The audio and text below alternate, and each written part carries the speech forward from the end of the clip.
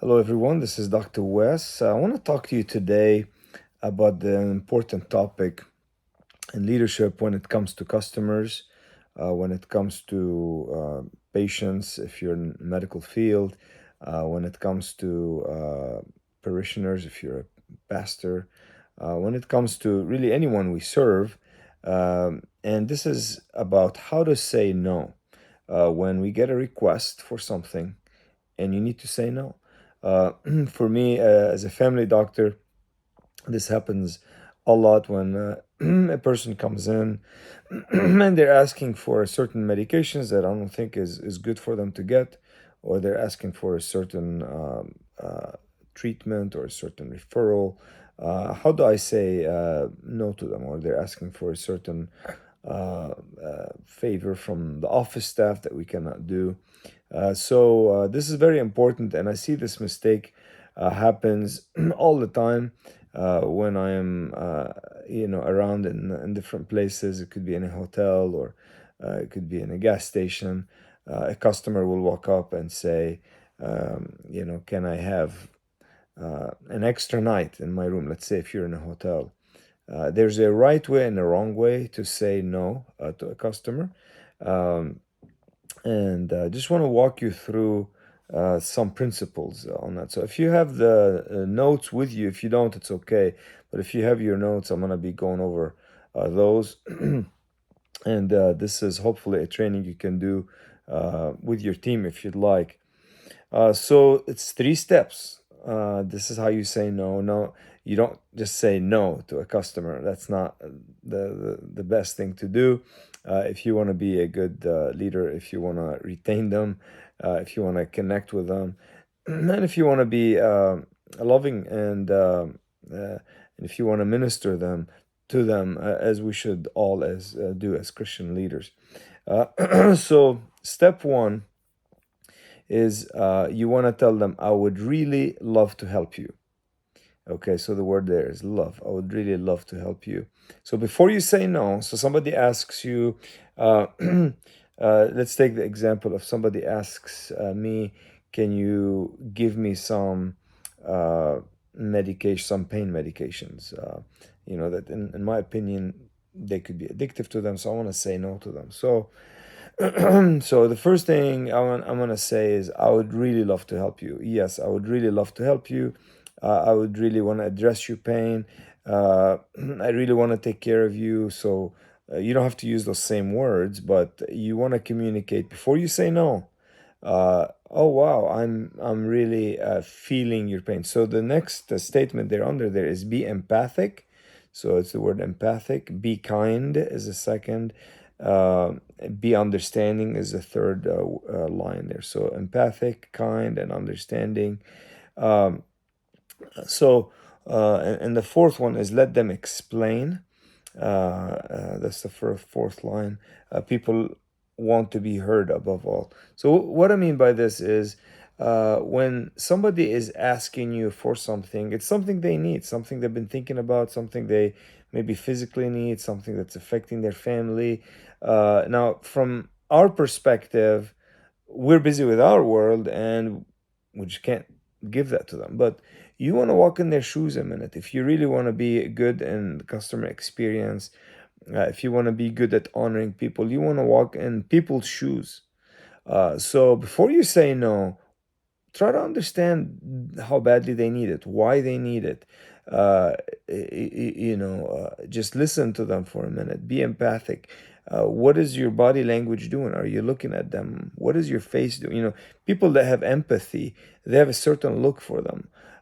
So, for example, somebody's walking in and saying, "Doctor, I'm really in pain. I really would love to have uh, some oxycodone." And the first thing I'm gonna say, even though I know it's gonna be a no, the first thing I'm gonna say before I say anything is, what am I feeling about the situation? Hopefully, I feel bad for you. So I want to say, I'm so sorry you're in pain. How long you been in pain? I'm so sorry you're feeling pain. It must be really bad. So empathic. Let's say take the example of the hotel room and say, we love to stay here, would love to extend another day.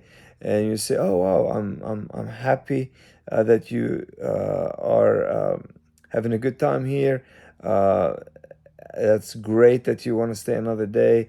And try to kind of find out, from them why they want to stay another day, if that's appropriate.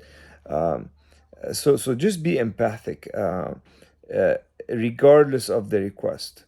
Um, so the second thing is we're gonna say no, but this is gonna be quick, and let me tell you some principles about it. So what you want to tell them, step two, is unfortunately I cannot, because of this reason. So I don't know what the reason is, but you want to give them the reason. So you're gonna be empathic. Say, I really would love to help you. Let me understand what's going on, um, and just say, unfortunately, I cannot. And you want to say it in a way that continues the empathy and the regret. So, unfortunately, I cannot, because I don't know that that's what's best for your health in this case. Or unfortunately, I cannot. Let's say if we're taking the hotel, I used to work in a hotel, so a long time ago. Unfortunately, we don't have an extra room uh, because it's a busy weekend. Uh, so here are some principles under that. Don't say the reason you cannot help is because it's against our policies. Um, you made your policies. I'm reading now from the notes. You made your policies. You can unmake them. Uh, so give them the explanation behind the policies without saying the word rules or policies. So one of the worst things, you guys know this, is you go to somebody, or you go to the DMV, or to any organization and say, hey, can you help me with this? And the first thing that comes out of the mouth, no empathy, or the first thing that comes out, no, that's against our rules, or no, that's against our policy. And that rubs us the wrong way when that happens. There's no empathy, there's no understanding. They really didn't listen to me. They're not giving me other options. They don't care, basically. And I'm put off as a customer. So if you can, uh, if you have to use the word policy, it's fine. But if you can get away from that and say, the reason, unfortunately, I can't help you, and it's because XYZ. Just make it short, make it, because we're going to focus our time on number three. The second principle here on the step two is make the step fast. So the word is fast. You want to spend most of your time on step three, what you can do for them. Okay, so we already talked about that. And number three principle here is sound regretful that you are unable to help. Now, I'm saying here, make sure when you say, I'm so sorry I can't help you, I'm so sorry I can't do that for you, or unfortunately I can't do that for you, sound like you're sorry you can't. Now, hopefully you mean that you're also regretful. We don't want to be inauthentic as people and as leaders. So are you regretful? Are you sorry you cannot do that for them? Hopefully you are. There's something they needed, but you're sorry you cannot help them. So we're gonna do. So if it goes well, if my whole response is, let's say, 3 minutes or 2 minutes, I want to spend 20 seconds in the first part, 10 to 20 seconds in the second part, and I'm going to spend the whole minute in the third part. The third part is you're going to tell them what you can do for them. All right, so let's go to that. Step three. Here's what I can do for you. What I can do for you. And this is what you want to say. So let's read the principle under that. Get to this step as fast as you can.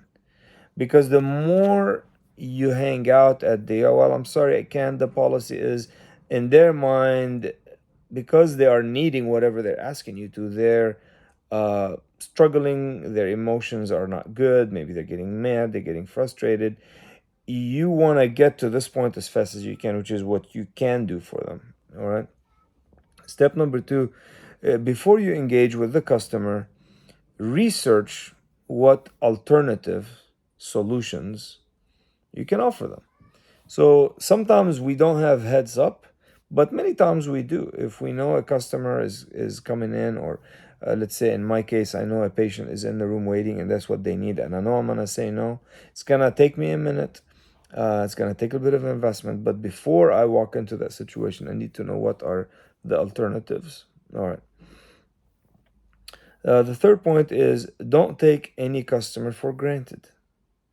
Truly caring about each person should push you to get creative in coming up with other solutions you can have for them. So, this goes to really the heart of the matter. How do we look at our customers? How do we look at our parishioners? How do we look at really anyone in our life that is wanting to associate with us? Hopefully, all of us, regardless of our position, we could be at the front desk or we could be the CEO. We should be grateful. We should feel honored that that person decided to come to our business. We should feel honored that that person decided to come to our clinic. We should feel honored that this person decided to come to our church. So when they come in and they're asking you for anything, it's very easy because of our busy life and because we get a big head to start feeling like, it's a privilege for you to be here. It's a privilege for you to be treated by me or led by me, etc. No, uh, let's always take the humility path, and in our mind, let's feel honored that they are there, like they are a very important person, like they are a family member. So when I'm thinking about solutions, it needs to come from the place that I'm honored that you're even here. Let me see what I can do for you. So I hope that makes sense. The next point is people will understand that some requests cannot be met, um, and and they will really appreciate the effort to do something else for them. This shows that you care. So here's the thing. Um, Actually, let's see. This shows that you value them as people. The word is value. Um, People don't mind you saying no. They do mind you being a jerk about it. Okay? So if you have to say no, you have to say no. People understand that sometimes people have to say no. But what is the spirit that you're treating them with? What is the face? Is there a smile on your face when you talk to people? This face, no, this particular face, I'm sure you have a better face than me, but this attempt to communicate a genuine heart that says, I love you, I care for you, I'm glad that you're here. Even though I'm going to say no, I just want to tell you that I appreciate you and I care about you. And I'm going to do anything else that I can for you. So, uh, and almost always, if you have this attitude and this approach, you can find alternatives that you can do for people. But it has to be an intention. So this point here, people understand if you have to say no, you have to say no. It's okay. But how are you saying it? And are you communicating that you value them? And you would definitely communicate that you value them. I promise you. If you are saying, hey, I cannot give you oxycodone, but here's what I can do for you. I can send you to a pain doctor. I can give you these other medications. I can give you this injection. But really what I think is best for you is this, not that. And I really apologize. I know you really want it, but I really can't do it. I hope you understand. So this is the kind of approach that you want to take. Always listening to people, always looking at people. All right, the last point is to break the rules within reason to help your customers. The word is break. So if you read customer service books, if you read customer experience books, there are a lot of books that in the future I'll be recommending to you. But there's always a theme. That theme is don't think inside the box when you're thinking about solutions for your customer. Think outside the box. And yes, break the rules. Now, when you say, when you hear break the rules, something very instinctively kind of shudders within us, right? Because from a young age, our parents and our teachers and our bosses have told us follow the rules. So yes, you should follow the rules, and we should be law abiding, etc. But one of the rules that, at least in our company, we have, it's a rule, is break the rules within reason. So I'm not saying go do something illegal, but a lot of these rules are done to serve the customer. So be empowered to say, you know what, in this case, I'm going to break the rules. Now, make sure your bosses are okay with that. Uh, but I'm pretty sure, especially if you say, call your supervisor and say, I know this is our rule. Are you okay if we break it this time for this patient? If it's a culture that you work in that is healthy, they should be like, yeah, no problem, do it. All right. So I hope this is helpful to you. I hope you make it part of your life.